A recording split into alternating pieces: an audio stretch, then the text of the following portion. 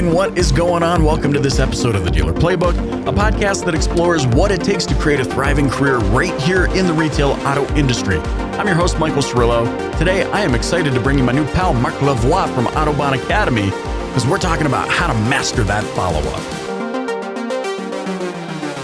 The topic of follow-up and doing it properly and increasing business opportunities from following up and mastering the follow-up really falls into a topic of conversation that I both love and I hate, and that is communication, proper communication. See, I love communication because I know that in so many instances, especially in our industry, it could solve many of the issues that we face as an organization. But the hate side of it is I hate that we are still so poor at it. I've had some personal experiences dealing with as a customer in the industry, as recently as this weekend, trying to get my vehicle serviced by the dealership that I purchased the vehicle from, which was a complete nightmare. And I'm sure we will unpackage all of my woes. Mark, you're gonna have me laying on a couch at the end of it. But I want to turn this over to you because here we are. It's 2020. Businesses have existed for 7,000 years. And we're still having an issue about follow-up and communication. From your vantage point, because I know you've been in the industry a while. You've been a brand specialist at Audi. You've worked for vendors. You've got your own business that you're working now. What is the biggest challenge that we're facing when it comes to communication and follow-up? Well, I could expand on it on days with that topic, but I think it always comes down to the amount of value you could bring to your customers and how you can nurture your relationship with them, whether it's that service or if it's a prospect on your website or if it's a customer you already know, you already sold to. How can you sell more cars to them? And what I see from dealership is what's really hard is how to find new ways to provide value and bring something to the table when you're following up. Because two things happen when you don't know how to do or to provide proper follow-up. One, you won't do it because you are not inspired, okay? Because at some point you might want to follow up with a customer, but you just don't know what to say. Right. And the second thing that happens is that you will be irrelevant and you will be annoying your customers when in a way people expect follow-up. They expect to be taken care of. And I've seen it through many instances, but you can see people actually going back to a dealership or to a BDC and say, you know what, my consultant, Mike, didn't follow up with me. They didn't call me back. They're expecting you to do it. Right. And there's a whole bunch of emotions that comes with, follow-up. I'll leave that to your pro community, but it's really important that you understand really what's going on with follow-up, that you have a sequence and, you have a plan. I see no plans on dealerships working follow-ups, and this is why it fails. It's funny you say this, right? Like sequence. I'm a huge advocate of applying a sequence, having a plan. You mentioned kind of like a checklist of sorts. I mean, we've all seen it. You walk onto an airplane and there are the pilots and they got the checklist on their lap, like their pre-flight checklist. There's those in the industry like Elise Caphart, Anthony Alagona, who are big proponents of scripts, right? Like Elise has hundreds and hundreds of follow-up scripts and appointment setting scripts and stuff. And you touch on this. Do you think that it's as easy as just having this script and things will improve? I mean, what's your take on that? A script sometimes could be a little bit too stiff. So you got to be adaptable to what your customer is needing and asking. Much like your pilots, you must have a checklist, but destination, and then you got to adjust through different winds, different traffic, right? I think it's pretty much the same thing with internet leads or any database nurturing.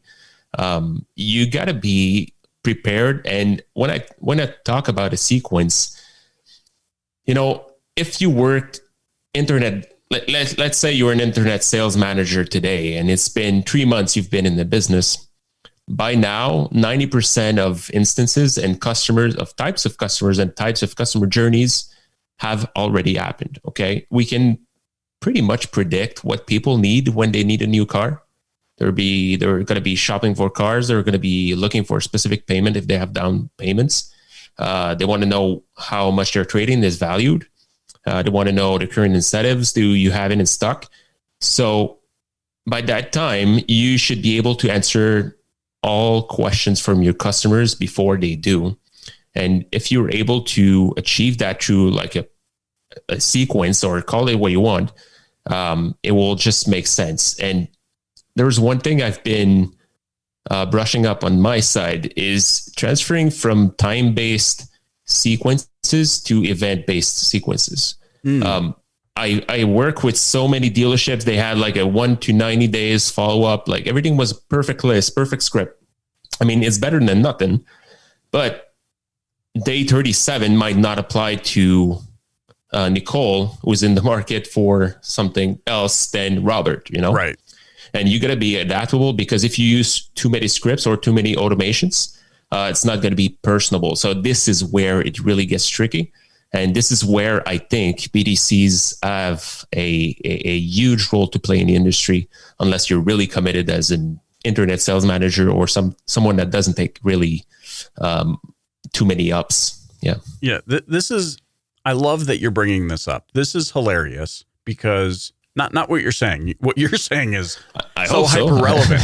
What I'm about to share, I think, is hilarious, because, I've been pretty open about the purchase of our gorgeous Hyundai Palisade. I mean, the vehicle is for family. Holy smokes. The thing has 18 zillion USBs, and this thing is crazy. It's awesome. Crazy like value for money. That thing, my wife loves the vehicle. Yeah. But the experience purchasing the vehicle lacked so much communication, so much clarity, lying, deceit, like all of your typical things that add to that stigma of the car business happened to us. Like, couldn't have been a worse guy for this experience to happen. Yeah.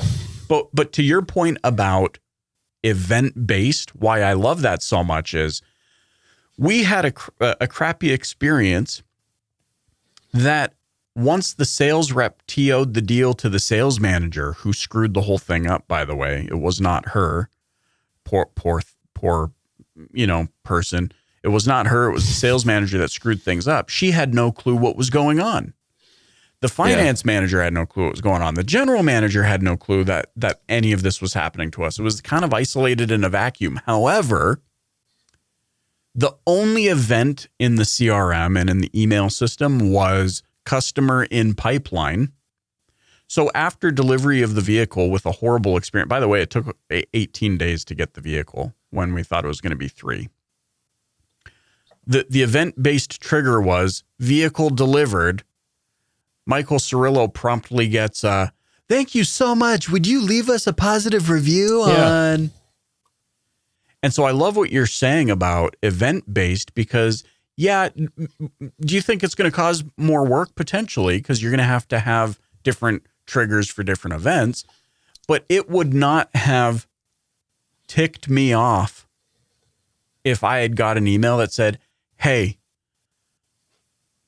we hope you love your vehicle. I'm the general manager. I understand this was a less than perfect experience. I would love to have a phone call with you to learn so that we can improve. We are constantly looking to improve.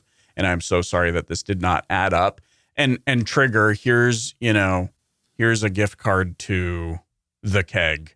Go get some steaks on us. Like, we just want to make you happy at this point, and we hope you like the vehicle, but and that didn't happen. It was just that blanket time-based, they delivered vehicle. Please leave us a positive review. And I'm like, I need to step away from my computer because I don't know what words are going to come out of my fingertips. I mean, I get it. It's really hard to shop for cars. I recently bought one 2 months ago, and it's been, I was really, really being hard on the people I was, shopping for, but it's just, being in a business. It's just a bad habit, I guess. But in your case, I mean, it's quite odd because delivery and sold are two much different events. So this is what happened, right? You signed a deal, you were set to take delivery in X amount of days, but you received like communications like you just like took possession of the car. Is that right? That's right. Okay. Well, this is basic. This is so basic for a dealership. Like those two events are are really different. I think I hope that every automotive CRMs do have those two separate events because it's not the same. It's a different set of action activities should trickle from these two different events, because in this case it's been 18 days, but you might want to buy an EV right now in some brands like it's Toyota RAV4. You might just be waiting. You might just wait for 5-6 months maybe. Right. So you can't basically send an email saying how's the car. Like, yeah, exactly. It looks a bit silly. It's not the end of the world, but it looks silly. I know. It's and I mean, a lot of people, customers talk about, they joke about how robotic the messages sound. So let's talk about remedying this. So you've already brought up migrating from a time-based follow-up system to an event-based follow-up system. Can you maybe give us 2 or 3 different events specifically? So, I mean, ones that maybe listeners are not thinking about. They're going, hey, okay, I understand this sold versus taken delivery versus whatever. What are some other events that you're looking for to create event-based follow-up? Yeah, sold or delivery is the end goal, the obvious choice. Okay, that's the easy one because by that time, the customer, you sat down with them. When I talk about event-based follow-up or marketing, I mean, it's even more granular than this. You should be able to take different actions for someone who has visited your website many times or clicked onto a different set of links. Let's say I'm following up with a customers and I'm not sure what they're looking for, right? I got an inquiry form, and for some reason, the vehicle of interest was not in the form or the email I got. So my first action as a dealership is try to determine what vehicle of interest, or is it finance, they are looking for. Is it new or used or finance? And then maybe I would like to bring them, send them 2 or 3 links, try to see what's really going on and try to poke their interest and know which link they're going to click on. I know most systems are not ready to do so. But just for like a quick parenthesis, that COVID pandemic has brought something new in my business, and we've been providing dealerships with virtual BDC services since a few months, the beginning of the year. Right. And obviously it's been a party on my end because I'm now testing what I've been proning on the Autobahn Academy. So I'm just not the guy telling you what you should do, but I'm testing everything behind the curtain. And I see what's working and what's not. And I can play around with those stats, which I've never been able to do, right?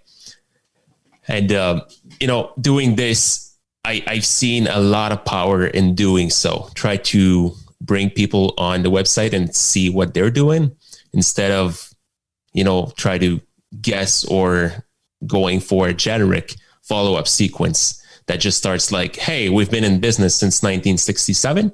We're a family business here. You got free coffee and free Wi-Fi, this is not what will get you or your customer value, or let alone get them towards the end of the funnel, the bottom of the funnel. Right. It's interesting that you go that granular. I mean, we definitely see success when we're working with our agency client partners, that the internet, like, this is important for everybody to understand. There's this old saying, you have 2 ears and 1 mouth, use them proportionately. And that is to express the importance of listening in a business relationship. Well, little secret here. The internet is the best listener on the planet. Yeah. All it does is listen. And so, what you're hearing Marc talk about here is paying attention to the behavior of a consumer to help identify the things that they are interested in, the topics, the vehicles. It's not just vehicles, by the way, like helping understand the difference between service intent customers, parts intent to purchase customers, or research customers, vehicle shoppers, new versus used. I mean, you can even go type of vehicle, features of a vehicle. Like there's so many things. And if things are established or set up properly on your digital presence, you can leverage all of that information. This is one of the reasons, by the way, Marc, just internally in my organization, in my agency, we don't have a sales department and a marketing department. We have a revenue team. Yeah, that makes sense. Right. And that's because I want any of the marketing intelligence, any of those kind of behavioral things, I want that stuff to bleed through to people who are generating revenue in a one-to-one manner. I want them to understand what people are actually interested in so that I can then turn around and give them a much more personalized experience. Yep. And you know what, the funny thing I realized over creating personalized experience through automated systems. Right. Because like right now we're sending like tens of thousands of emails every week on behalf of dealerships. Okay. Right. So you can't possibly do everything like personally, but the best trick I've found, and this is a huge secret right now, every time I write a new follow-up or a new automation, I'll do it through like a real email. I've seen too many dealerships having control over an automated system that provides them with the ability to create a sequence of emails, and day 1, day 4, day 7, day 10, day 14. And then they just go through, they just like get a coffee. They sit down and they say, okay, day 1, I'm going to say this. Day 4, I'm going to say this. Day 7, I'm going to say this. Problem is it's not real. There's no real energy and emotion behind it. Sure. What we've been doing instead is that we've been doing the first few emails, manually, and then we can adapt them in the sequences. So you're actually, so what you mean by manually through regular email, I think you said is, so instead of using something like, say, MailChimp or your CRM's built-in system, you're actually going into Microsoft Outlook, into Gmail, and you're writing the first 2 or 3 sequence or emails in that sequence. Yep. How are you sending them? Are you sending them manually as well? So you're writing them in the moment, or you're not stacking them up or queuing them or anything like that? The first ones are really sent manually to customers. We're tracking replies. We're really having a real conversation. And when we're ready and when we're comfortable with the content and how it's worded out, then we transfer it to the system. It makes a huge difference on the reply rate, the open rate, and the way that how people answer to those emails. It's a real email they're getting. So, and then we play around with values and variables, but it's not. Then again, it's not crazy. It's pretty simple, but it makes a huge difference doing it this way. This is interesting. Let's unpackage email, I guess, writing, email marketing a little bit here. Have you found, so you had just mentioned reply rate and open rate. Yep. Without, obviously, I'm not going to ask you to divulge all of your trade secrets on a public facing podcast. It's okay. However, have you found a particular word track or word tracks that increase your response rate versus others? Yeah, I don't know if it's a track or key principles. Okay. I wouldn't mind telling you about all my trade secrets right now, but it would take 1 hour and a half maybe. That could be a training actually. It's I like to share everything I find, and I like people to challenge me on everything I find too. Sure. Because it makes everything better for everyone. Well, let's talk principle wise then. Like what's maybe some of the key 1 or 2 key principles you found that maybe a dealer could start investigating on their own? Yeah. And I think like one thing for sure is staying away from spam based keywords in emails. And this is why people are convinced email marketing is dead today, because we all get into spam or promo boxes. Okay.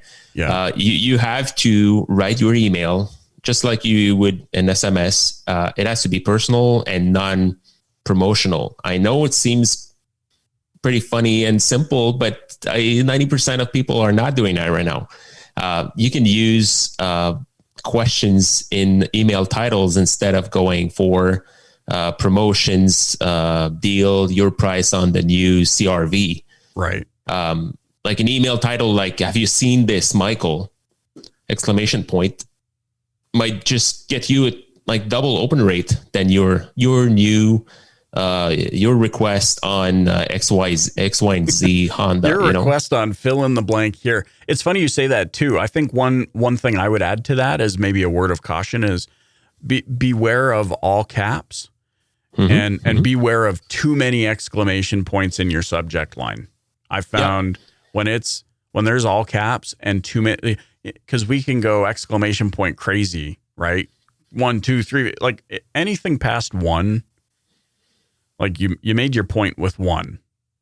Yep. When you get to 3, email sender protocol is going to look at that and say, okay, well, this is probably just an ad for Viagra or, like something like that.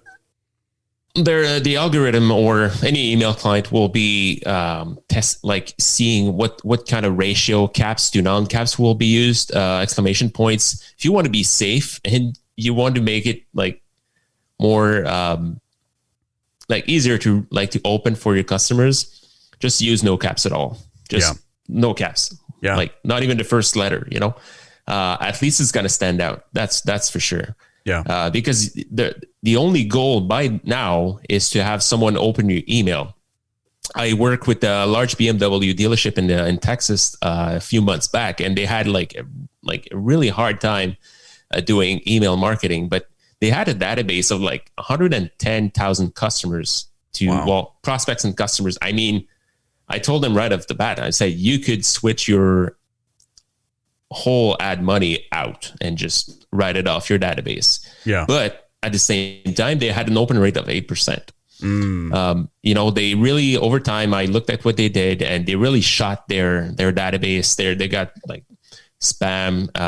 It was written all over. So they had to clean it out, restart, use a different system. But within 3 months, they were back at 40% open rate, which is pretty good. And I don't know if you know, but at that time they had 70,000 customers, like cleaned out customers. There were like 40 bad ones. Yeah. But at that time, it was an email would provide them with 30 to 40, appointments in a week. It's just crazy. And it's so easy to track. I mean, the data around email is so interesting. I mean, now we were talking about something pre-show. We were actually our mini rant around social media. And this kind of feeds into what we're talking about right now. People within the sound of our voices right now, you need to understand something. When you see a sponsored ad or somebody sharing their opinion on social media, you must dig deeper. And what I mean by that is, if I went onto my Facebook right now, because I'm a marketer, because I'm in business, I would see at least 3 opinions of people that say email marketing is dead. Don't do it. Never do it. Here's a problem with the world today. We see one thing, Mark. We see one thing and we take it as gospel truth. Oh, well, See, I'm not going to dig any deeper. What is it about our society today that we will not dig deeper? This is why, by the way, our neighbors to the south, I love you guys, but this is why there's so much turmoil, is because nobody goes a layer deeper. They just take what they heard on the street. And so here's the point. You're speaking about email marketing. I love email marketing. I'm a huge proponent of it. But they're going to go on social and they're going to see somebody make a case for why email marketing doesn't work, why you need to invest everything in Google My Business. And then you're going to see the Google My Business person say, email marketing doesn't, or you're going to see the email marketing person say, no, email marketing is the best channel right now. Ignore everything else. You're going to see the Facebook ads expert that says, forget everything else. It's all about Facebook ads. You're going to see the LinkedIn expert, et cetera, et cetera, et cetera, so on and so forth. Here's the thing, though. It is not about just doing one of these things. It's about making sure that they all fit together in a sustainable and scalable way. However, having said that, if you thought email marketing was dead, you've got Mark here talking about the importance of it. You've got individuals like Ryan Dice from Digital Marketer, one of the largest digital marketing agency and teachers on planet Earth, saying email marketing has been one of their largest proponents of growth. You can't ignore a 40% open rate. That is much higher than many people are getting on any of their Facebook ads. And by the way, they're already sitting there. And so in a one-to-one context, it's all nearly free. You just have to know how to leverage it. Yeah. As soon as you get your contact, like from now on, it's free. Like what's really going to happen is it's just a matter of what you're going to do with your prospect or your customer, because like some people even have like customers and they fail to nurture them and they don't buy with them anymore, and this is what's really costing dealers today. And it's true for any business, by the way. I did a post today and it was about follow up on LinkedIn, but I said, you know what, I'm going to lose some money today by not following up with someone who I should be following up with. Like, this is my case. Okay. I got dealers to bring on Autobahn Academy. I'm doing follow-up, but I could do better follow-up. Right. Okay. It's just how it is. And I really like this thing about building my own business right now, because I can test things on my own and then say to whoever's on Autobahn Academy, you know what, this worked, this didn't work because of these principles. It makes sense. Yeah. And this is what I've enjoyed the most since I've been on my own, because it's something like I really wanted to do when I was back in an agency, because I couldn't test everything I wanted to, Right. And I think entrepreneurship has proven to be a really good self-development course by itself. And more like most dealers are going through that today. And I think it's really fun to be helping them right now. So it's for like, to bring back to a point, we talked about social media and email marketing. And I think I'm not sure if everyone now like today has listened to your previous guest, which is a lady, Audi Please on Instagram. Yeah. Jennifer. Yeah. Jennifer, like her approach is really on point when it comes to social media, because I've been asked so many times to, do something about like help dealerships on social media and help salespeople on social media. Yeah. And there was like so much gold in that interview. So it's, it's about, once again, bringing value, not talking about always the same product, the product itself. You want to talk, it has to be about lifestyle. And it could be about your lifestyle, but to email marketing, you have to cater about your customer's lifestyle, Yeah, I think that's huge. And I mean, stack what you've just said now on top of somebody like Ali Reda. I don't care if Guinness stripped him of his title. He's the Guinness World Record holder for selling the most vehicles in a year. And everything you just talked about, stack it on top of what Jennifer Worsley talked about in our previous episode, or on top of any sales professional in this business or dealership who is doing anything significant. They have found a way to add the human touch to all of their communications in addition to the follow-up sequence. Mark, man, this has been a tremendous conversation. I'm so glad that we were able to connect and get you on the show here and share some of your wisdom and advice. It's super powerful stuff. Certainly, I would encourage anybody that is curious about how they can improve their communication to really take what Mark has talked about today and say, okay, how can I apply this to my context? Knowledge just for consumption's sake is you become a walking encyclopedia. I know over the last 300 and some odd episodes of the show, it can be really easy to become a walking encyclopedia of things should be done. But the importance is to go through, right? In this episode, we talked about, follow-up sequences and migrating from time-based to event-based, really paying attention to consumer interaction. We've talked about, paying attention to the more granular actions that people are taking. So you need to go, wait, what does that mean? That's the whole point of the show. You got to go, wait, what does that mean? Track more granular. This is where you have so many resources at your fingertips to say, hey, I got to go to Google and figure out how to track those granular interactions if that's not already the case. Or I need to reach out to my agency partner or my vendor and say, are we doing this? And if so, how do I access it? P.S. Are you holding it hostage from me? Because that's a big nay, don't do that. But so much value in here, man. So much wisdom. I thank you for joining me here on the Dealer Playbook podcast. How can those listening get in touch with you? Well, thanks for having me. I just want to make sure we can help dealerships around us. So if you want to drop me a line or challenge me on something you've heard today or something else, you can reach out to me on LinkedIn. Just search for Marc Lavoie, MARCLAVOIE, or just Marc. Send me a line on Let's Connect on LinkedIn and let's discuss. You're the man. Thanks so much for joining me. Awesome. Thank you so much.